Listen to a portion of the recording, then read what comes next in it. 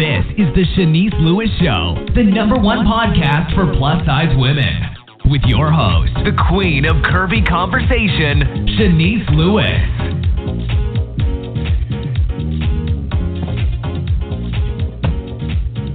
Welcome to the show. I'm your host, Shanice Lewis. Today is Monday, February 4th, 2019. Make sure you're following this show's social media pages on Facebook at The Shanice Lewis Show and on Instagram and Twitter at Shanice Show. You can also subscribe and listen to the show on iTunes, Google Play Music, Spotify, iHeartRadio, or your favorite podcasting app. Today, we have a very special guest on the show, A'Shontay Hubbard. Christian Omeshun was founded by Atlanta-based designer A'Shontay Hubbard. A'Shontay chose to pursue fashion design when she noticed the lack of modern, sophisticated options for plus-size women, particularly if they were tall. The options found in stores were often cookie-cutter, generic, and had an unflattering fit and length. As a plus-size woman with a flair for fashion, A'Shontay found this simply unacceptable and set out to create a custom clothing line for the woman who wanted more. Christian Omeshun has been featured in Essence, Buzzfeed, Refinery 29, Skorch Magazine, Kontrol Magazine, and the Curvy Fashionista. Let's welcome A'Shontay to the show. Hi, everybody. How are you? Hi. Wonderful. Are you worn out from the Super Bowl this weekend in Atlanta? I'm okay, actually, but it was so much fun. Honestly, it was. Because I was thinking, I didn't even consider that you were in Atlanta and you might be hungover or something today, so I'm glad. No, not at all. I actually left from downtown probably about 7:30, 8 o'clock. I knew I had to get up early, so it wasn't going to work for me. I had to go. Right. So let's learn more about you. So how old were you when you started sewing, and who taught you how to sew? I was actually in college. So I started sewing in 2008. I graduated high school in 2007, and then I went to Boulder College in 2008. So I didn't learn until I actually got to school. Oh, wow. So I don't have, the story of, my grandma was showing me how to sew since I was 2. No, ma'am. I learned it in college, but it was just, how you just happen to be good at something? I just happened to be good at it, and I just kind of kept at it. So that's how I really honed in on those skills. So was it a elective you took in college? What randomly gave you that desire? Well, I knew that I wanted to go to school for fashion design. And, of course, in my head, I've kind of always had, a business outlook on things. But I was thinking from the artistic point of view. And so I was like, well, I don't have the money or the capital to, pay someone to sew the clothes. So I think this is a skill I need to learn. And then when you go to school for fashion design anyways, that's one of the mandatory skills that you have to learn. You have to learn how to sew. Got it. So when you decided that this was something you wanted to do professionally to start a clothing line, did you want to start off with all sizes, or did you start off exclusively for plus sizes? I started off with all sizes, and I think when I was doing all sizes, truthfully, I didn't really know who I was as a designer. I knew what I wanted, I desired to do, but I wasn't for sure what area I wanted to, specialize in. So I started with all sizes, and I was doing it. It was great, but it just didn't feel fulfilling, right? It wasn't I didn't feel like I was fulfilling my purpose per se. So I kept doing it, just kept feeling unfulfilled. And finally I was just like, first of all, you're plus size. You can't find any clothes. I was making clothes for myself, and I was just like, why don't you target the white space? The space where there aren't a lot of independent designers. It's hard for us to find clothes. Just, you know, all that, the same narrative we've been kind of having for a couple years now. So I decided to just focus in that white space, and it was just the best decision I made because at it, you know what I mean? Like recognition-wise, all of those things. I didn't get that when I was doing straight sizes. I was just another designer, if that makes sense. Yeah, and sometimes do you think it's better to focus on a niche market than just everybody everywhere? Oh, absolutely. I do, because I feel like when you don't have a niche market, you're going to find yourself doing what everyone else is doing, right? So you'll find yourself trying to be more on trend than actually staying true to yourself as a designer. So what I tried to do was focus on the area where I was actually passionate about it. And that's where that, you know, when you hear people say it's something that you will do even if you weren't getting paid for it, that's how I feel about plus-size fashion. That's where I am with it. Like, it's something I would still do even if I wasn't getting paid for it. Nice. So tell me, where does the name Christian Omeshun come from? First, am I saying it correctly? Yes, it's Christian Omeshun. And where did that come from? So the name Christian Omeshun, so funny story. Now, Omeshun is my little brother's middle name. His middle name is Omeshun. So that's where that came from. But when I was growing up, I used to always have this desire to be named a boy's name. So, like, I had a friend, her name was Tony, like little things like that. So I remember I used to always be like, man, I love Christian. Like, why my parents didn't name me Christian? You know, things like that. So when I was coming up with my brand name, I just kind of stuck with something that I always wanted to be called while I was younger, and that was Christian. And so I combined the two, and the whole point of that was I wanted people to look at the clothes. So I felt like, even though I love my name A'Shontay, I just felt like people would automatically attach it to everything that it may not be. And so I just wanted to really just create a name that I thought that people would say, who is this person? And I mean, even still to this day, I get a lot of people that say, oh, I love his clothes. Like, they think I'm a guy. Right. They think that's your name. I think a lot of people think that's your real name. Yeah, they think I'm a guy, or they don't know who it is behind the brand.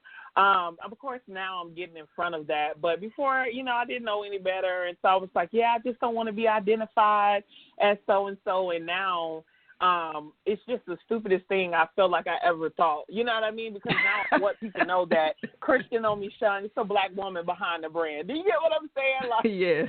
It was before I was knowledgeable of, like, you know, like, where we are in the space we are right now, like, in the world or whatever. Like, it's a great thing to be a black business owner. So now I present that wholeheartedly, and I want the world to know. So what was your biggest obstacles getting your clothing line off the ground?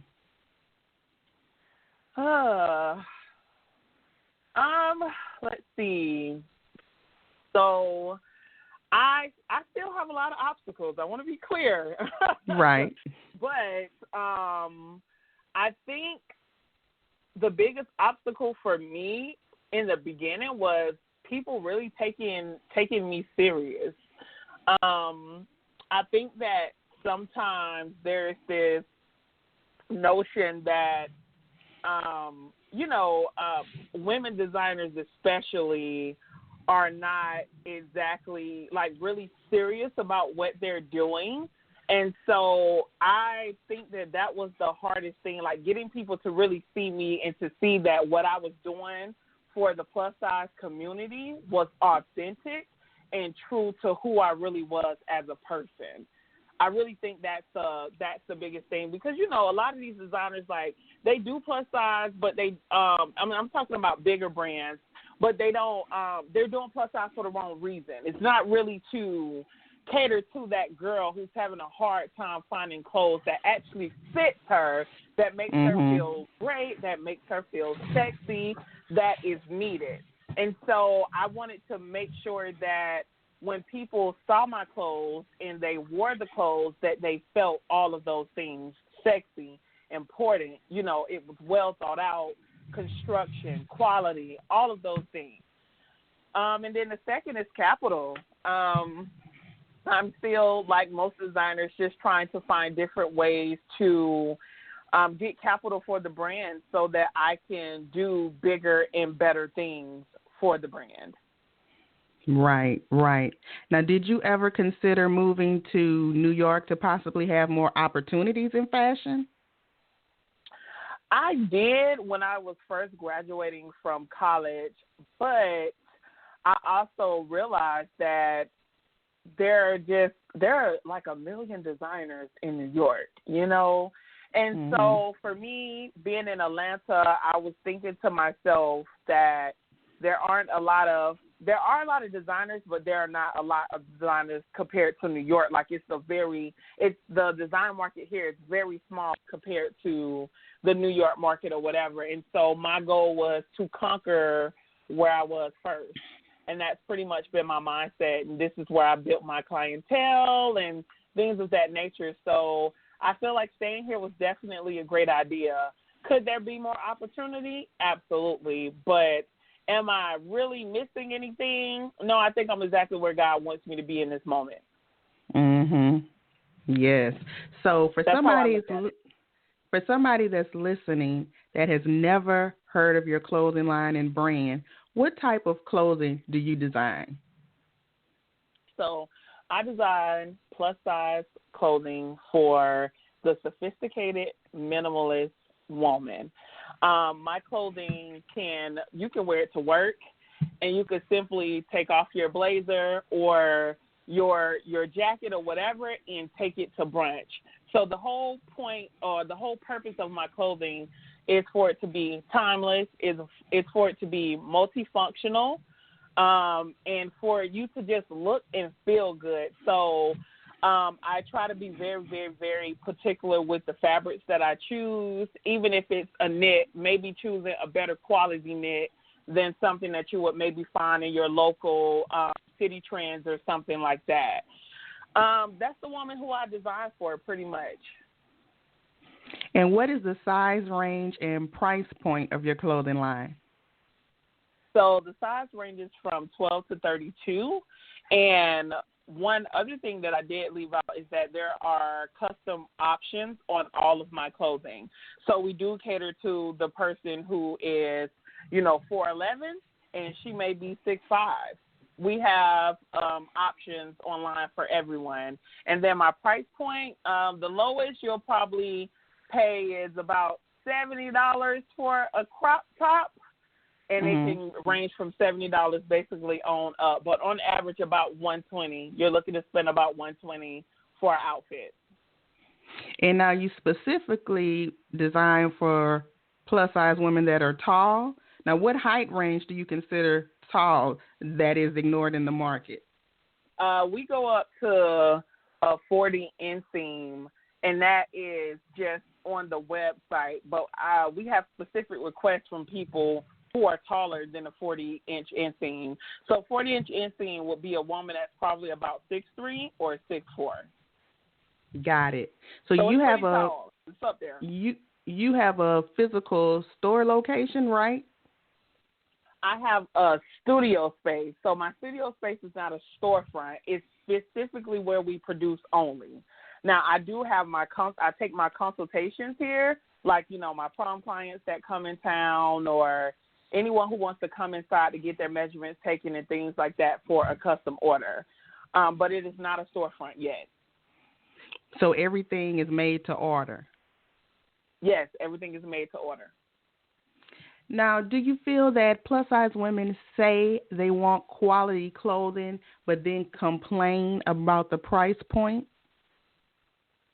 Yeah, I do. I think that's been another obstacle from the consumer side that, but I also believe that people who want what you're offering is going to pay for it. And so while I have run into that problem of, well, I love your clothing, but it's too high and things of that nature, I've also just realized that those same people just may not be my customers.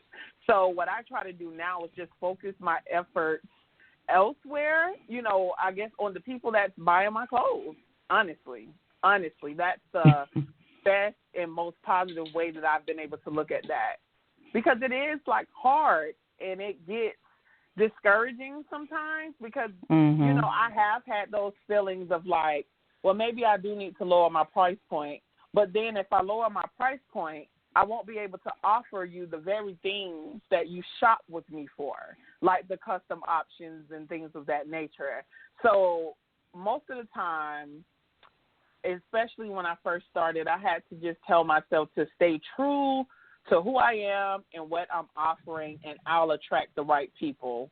And that has happened. So can't focus on the people that's not shopping from you. So explain to someone who would complain about the prices the difference in a piece custom made by you and something cheaply made in China. So 10 times out of 10, if you purchase something from China that's, let's say, we're going to say it's a 4X, but in real life, the real measurement is a 2X. And I've seen, and there's nothing more discouraging than purchasing something online and you have to order like 4 sizes up just to be the right size that you know you are not. So when people purchase from me, one, you're paying for quality. I'm not using your regular little knit that, you know, you can see your undergarments with and things of that nature. I'm specifically using higher quality fabric so that you can have better durability with your products. Two, my measurements are going to be exactly what they say online. If anything, with me, you have to order down, not order up. So I've had customers who are like, oh, my God, I'm usually a 1820, but on your website, I order a 1X.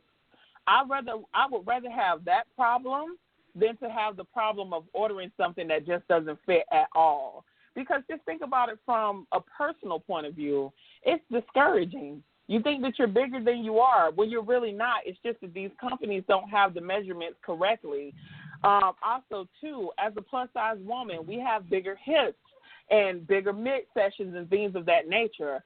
So all of my patterns that I do, I account for the woman that has fuller hips, the woman who may be an apple shape. She carries her weight in her stomach. The woman who has bigger breasts and, Lord, arms. Have you ever bought something and you can't even, like, you can barely move your arms in it? That is a big, big, big issue with a lot of the cookie cutter clothes that we get from a lot of our popular retail stores. So I think about those things. I listen to my clients. I make the necessary changes that I need to make. And so that's the pro and the con to shopping with Indie. Although the clothes are made to order and you may have to wait a little longer than you would shopping at a popular retail store, it's worth the wait because when you get it, you don't have those same issues like that you would have if you shop at the other stores, basically. And sometimes when people shop at these fast, cheap clothing that doesn't fit properly, I don't think everybody understands what a well-fitting garment looks like. They just squeeze into something, and just because it has stretch in it, they think it fits. Yep, and they try to make it work. And I see that a lot. And it's so disheartening because then when you have clothing brands like me, the Courtney Noels, the Debris, people of that nature, you know, you're looking at us like, well, I don't understand why X, Y, and Z. And it's just like, but you had to make that garment work for you. You get what I'm saying? Like, you settled. You weren't even fully satisfied with what you got. You settled. And that's what I don't want my clients to do. And so I try to make sure that it's all about the experience, that they have a good experience with my brand. That's so important to me. Now, your main focus is plus size fashion, but as we mentioned earlier, you also do all sizes with prom season, and you also do bridal wear. Is that right? Yes. So is that? Go ahead. I'm sorry. No. Go ahead and ask your question. I'm sorry. So I was going to say, is that year round or is just certain seasons? So the prom and bridal or specialty market is year round. And what it is when I started doing plus size, I am a huge fan of ready to wear. I absolutely love ready to wear clothes. So that was definitely a special place for me.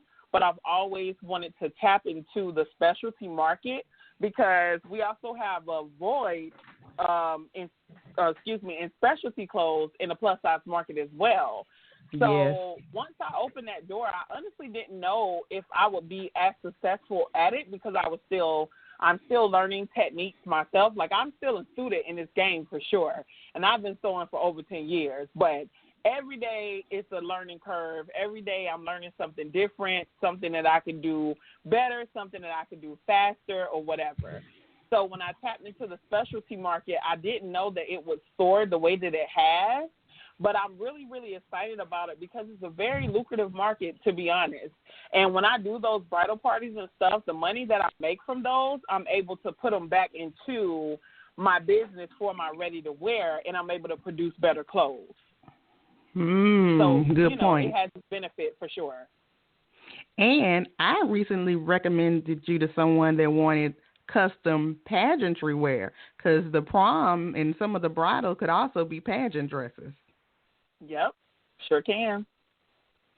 So that's awesome. Sure can. So I want to talk about marketing for a minute. For someone that's listening that's trying to get their clothing brand started but having a hard time, what do you feel has been the most effective form of promotion for your line? I have a couple of things I want to ask you about. So first, how effective do you think is participating in fashion shows in promoting your line? So fashion shows for me, it depends on the fashion shows that you do. When I did Maui's styled event and look, it's on the tip of my tongue, and Full Figure Fashion Week, straight up, hands down, was two of the best decisions I've ever made. Simply because I was in a place full of my target market. And so my suggestion to new designers or aspiring designers that's coming in, I wouldn't just do any fashion show because I think that's where you'll miss the mark at. And I think that's where you'll run into the problem of, I did a fashion show and it just wasn't worth it and things of that nature. I think anything that you do is all about target market and getting your clothes in front of the right people, and you'll get the right results. That's the best way I can explain fashion shows. Choose wisely. And how effective has social media marketing been for you? Now, as far as my biggest ways of marketing and what I would tell someone who is aspiring or trying to do it, social media marketing, one, is killer. You have access to millions of people that you would not have access to if you were just trying to sell, from your city, door to door or whatever. So social media marketing has been definitely a huge part of my success, and it has been a huge part of me being able to reach clients and celebrities and influencers that I have not had access to. Social media marketing also brings me to influencer marketing.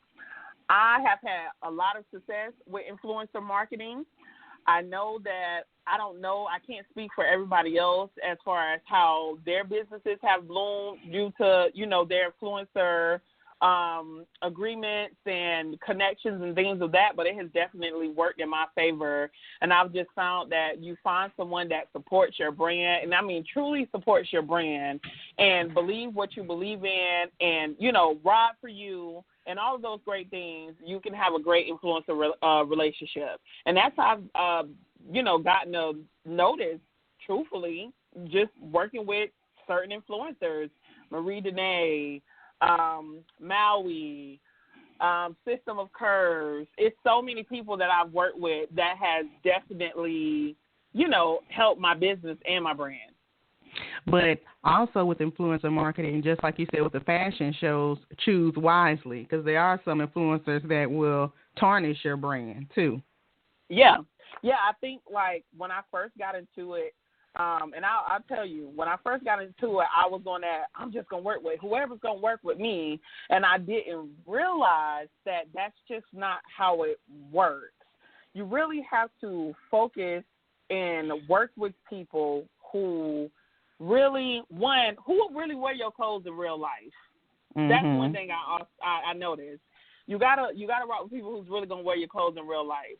So like I wouldn't necessarily put my clothes on an influencer who strictly promotes Fashion Nova or Rainbow or things of that nature. It's not that what they are doing is bad, but you would know that their audience is not going to buy my kind of clothes.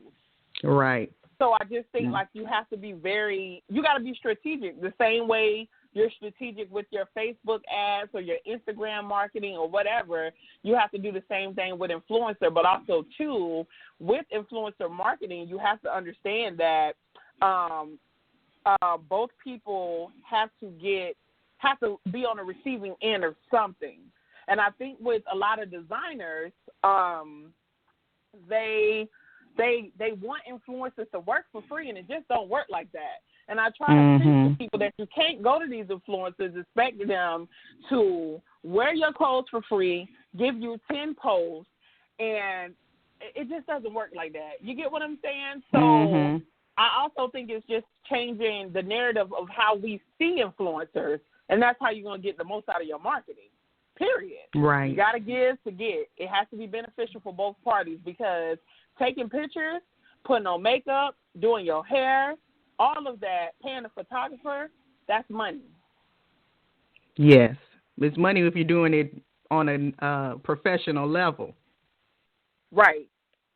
But on the flip side to that, when working with brands and influencers working with brands, they also have to understand the work and the time that is being put into these garments as well. And so, like, for me, it's much harder for me to send you free items than it is for, I'll use just Rainbow, for example, for Rainbow to send you, free items because they're getting their items mass produced. Every single thing that I'm making, everything that I make and goes out that's ordered on the website is made right here in-house. Every single thing.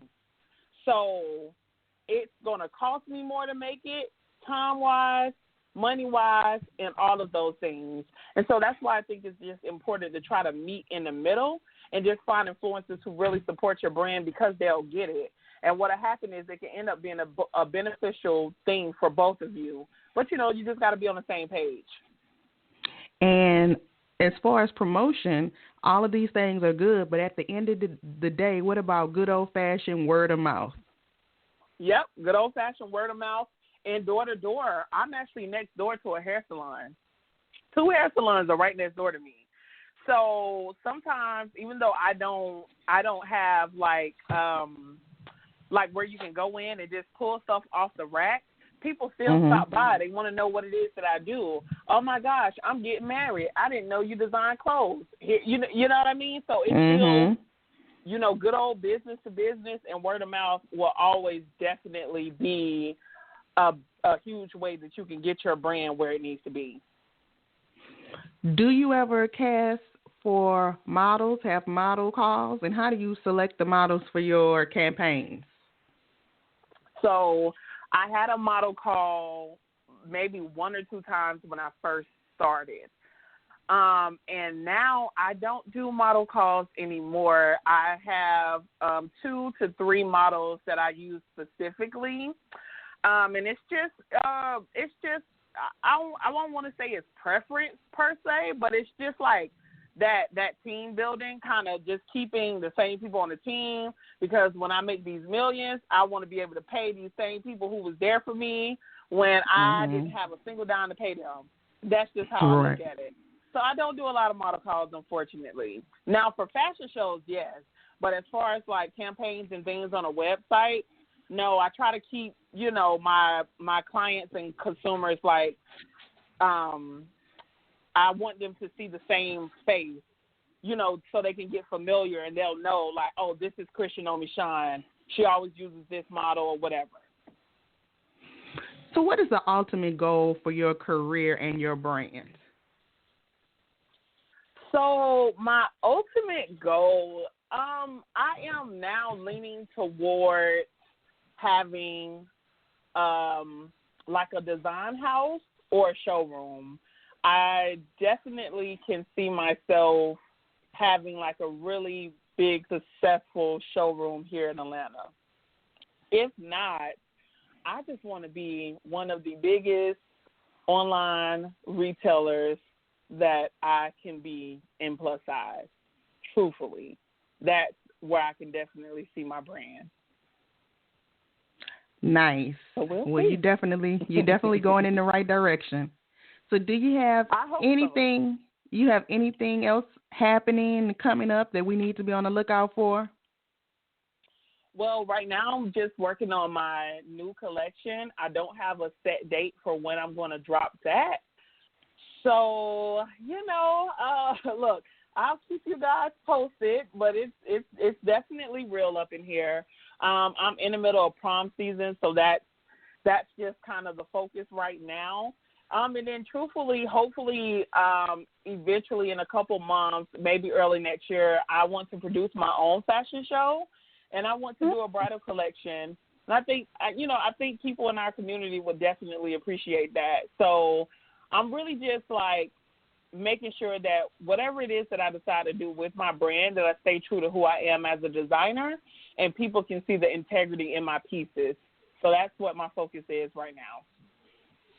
Awesome. So tell us how to keep up with everything you got going on. Tell us your address, your website, and your social media handles.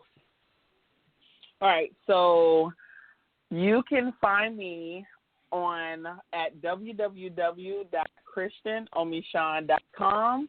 You can also find me on Instagram at Christian_Omeshun, that's OMESHUN.com, and same thing, Christian Omeshun. Well, awesome. It's been a pleasure speaking with you, because I don't think we've had a chance to really talk before, because I think I see you every year at the TCF Star Expo, but I never get a chance to just sit down one-on-one. So it's been great talking to you. Yes, same. Thank you so much for having me.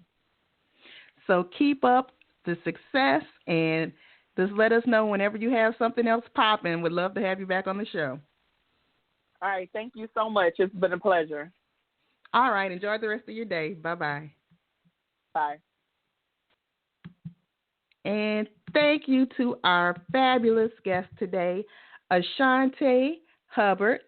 And make sure you check out her fabulous clothing for plus-size women. She's located in Atlanta. Make sure you definitely support. I've been your host this evening, Shanice Lewis. Thank you for tuning in and supporting. Until next time, keep thriving in your curves and be blessed.